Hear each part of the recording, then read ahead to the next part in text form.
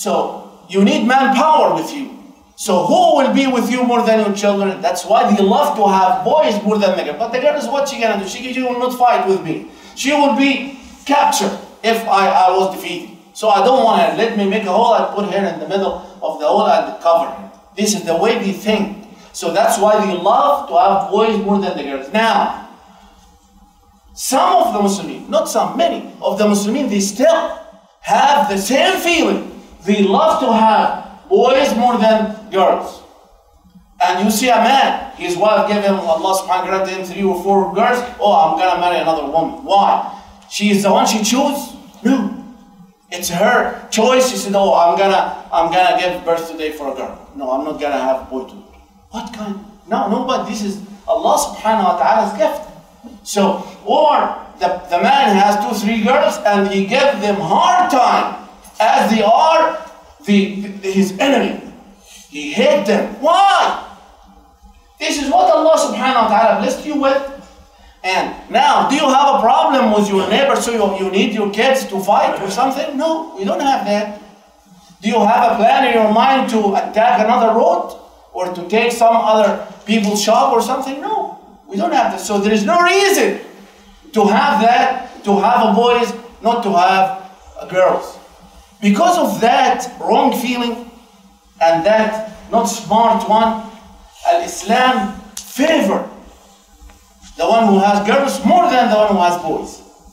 Even to make people wish, if Allah gave me all my children as girls, not boys, you will wish if you are smart. And Nabi sallallahu alayhi wa sallam yaqul, before I say the hadith, you have to treat them equal in love. You have to show them equal love, equal compassion, equal spend on them. Spend. When you spend money, here like there. Boys like a girl. The same. This is the Islam. If you want to follow your ignorance culture, this is different. Okay? You're going to face it before Allah subhanahu wa ta'ala. But I'm telling you the Islam. This is the Islam. And when you, for the education, both of, oh, she's a girl, she's fine. 5th grade is good for her. She stay home. Why? Who told you that? Who gave you the right to do that? So, they have to be equal. And whatever other than that, away from the Islam. النبي صلى الله عليه وسلم يقول من كان عنده 3 بنات فصبر عليهن. Whoever Allah granted him, because the kids, it's granted from Allah subhanahu wa ta'ala. يهب لمن يشاء إناثا ويهب لمن يشاء الذكور. He gave girls for somebody and boys for somebody and both for somebody. And ويجعل من يشاء عقيما. And some of them with no reason. There's no medical reason. There is no kid. Allah Azza wa Jalla wanted to be like that.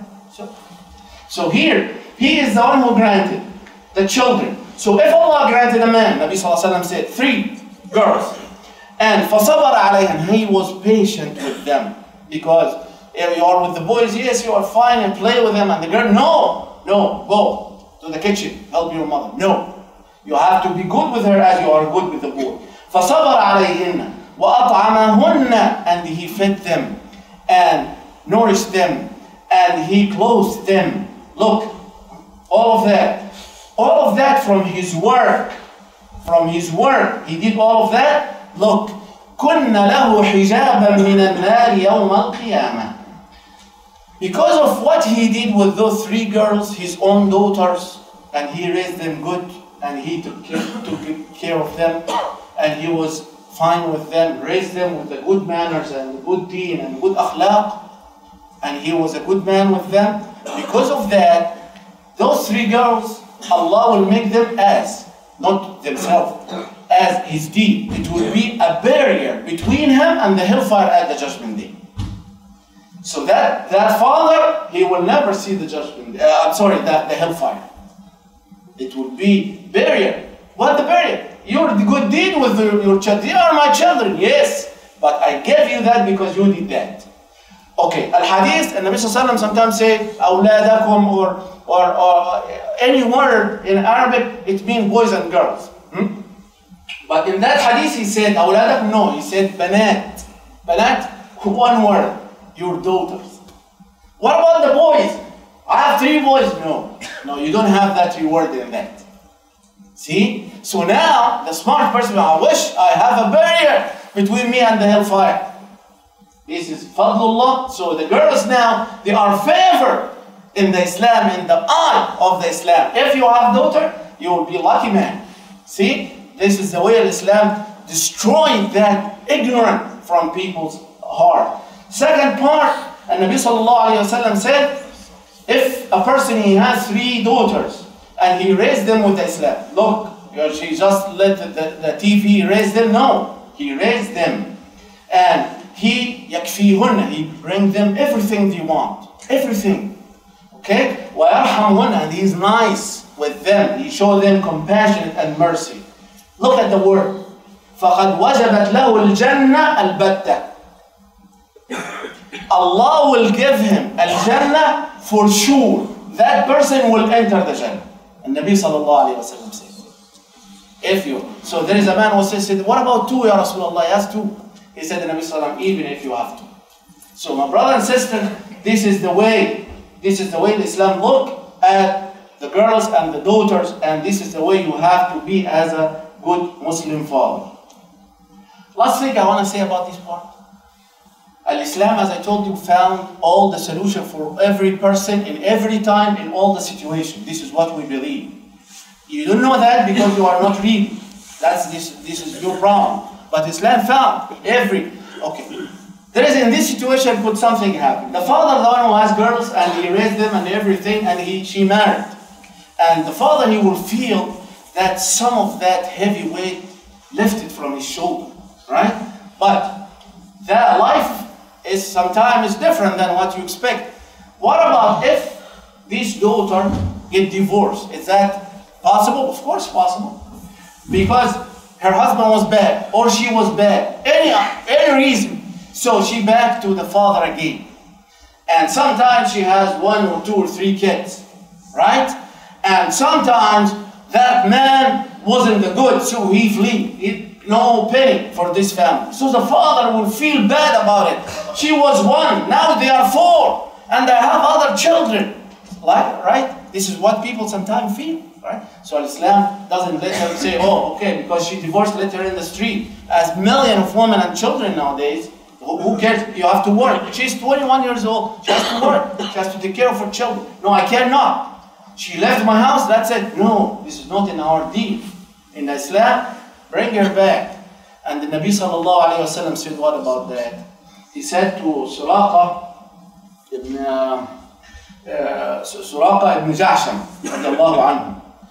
he asked Rasulullah sallallahu alayhi wa sallam, what the best thing I can do with my money? He said, let me tell you something special. What it is? قال ابنتك, your daughter. What about her? مردودة إليك, the one she got divorced. The one she got divorced. And she came back to you. Okay? And Nabi sallallahu alayhi wa sallam understand how the father feel that time. So he told him, and this woman, your daughter, she doesn't have any income. ليس لها كاسب. She doesn't know what to do, you know, and nobody paid for her, nothing. And you are the only one who paid for her. This is the best thing you can give ever for the sake of Allah subhanahu wa ta'ala. So the father will feel okay now. Now, whatever I'm paying for my daughter and her children will not go away. No, I'm going to save that in my good deed at the judgment day. We ask Allah subhanahu wa ta'ala to help us to be a good Muslim and a good father. وسلام على عباده الذين اصطفى أما بعد عباد الله, brothers and sisters. The fourth thing I want to say, the father, the Muslim father, has to have his eyes wide open towards his kids. It doesn't mean you interrogate them all the time and you spy on them 24 hours. No, we are not in a jail here. You are not trying to have a cycle. You want to have a good children. So how I'm going to do that? I'm going to do that with talking to my kids, as we mentioned in the beginning. Talking to them and listen to them. When you see something wrong, you're going to fix that with the wisdom, with good experience, with the right story from the Sharia, with the right maw'idah and the good word. This is the way you have to have with your children. Don't wait until the boy is 18 years old, is coming every night from the bar. I don't know what to do. Let me go to the sheikh. Sheikh or 200 sheikh can do nothing. Now, you left the kid, he was a little green plant. We can take care of it. Now he's a tree with the branches. What are we going to do with it? Nothing. So this is the thing. You have to watch, open your eyes, 24 hours, what they are reading. Is that book will help them to have a good personality? Is that book will guide them to have a good manners? Is that book the one they read? It will give them a good characteristics. It will make roots for the good manner and virtues, or it will kill their personality. It will destroy their pure instinct inside of them. It will take them away from the right way, or it will just waste their time. I have to know. The friend, that friend, it will guide them to Allah or will guide them straight to the hellfire. I have to know about it. I have to know. I have to understand. There's nothing wrong. This is your job. Oh, this is not the mother's job. This is your own job. Okay. Now, what do you watch? I have to know too. I have to do my job.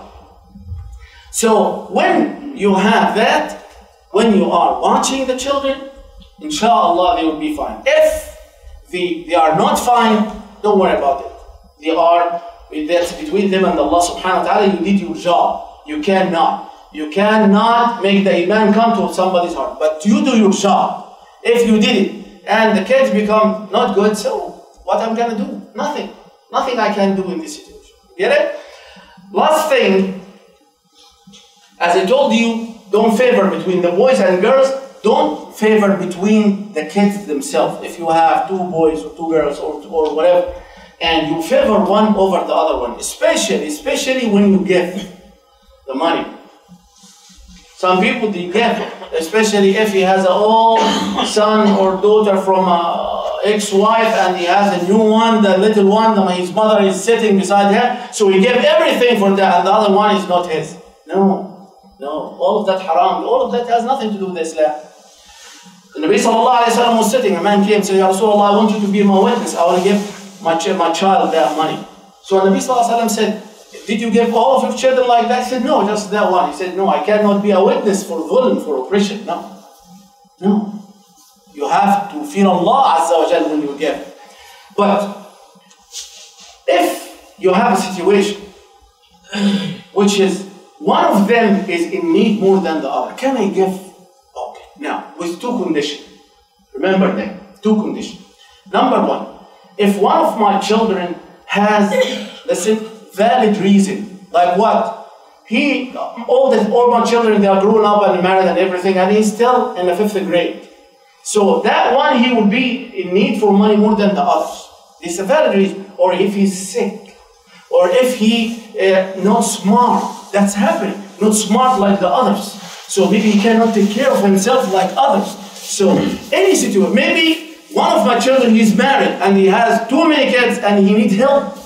His income is not enough for him. So if you have a valid reason like that, this is not the first condition. Not because I love him more, not because he's making my coffee in the morning. No. You have to have a valid reason. Number 2, the second condition to give one of them more than the others, it has to be, it's your own money, but it has to be with their permission, his brother's permission. And conciliation. Let them say, listen kids, now you know your sister, now she is in need for money. Her husband, he cannot afford enough. So I'm thinking to give her more than you. What do you think? Let them give that with a tibi khatir, it's a good hearted. When you do that and you have those 2 conditions, you can give one of them more than the other. But don't be oppressive.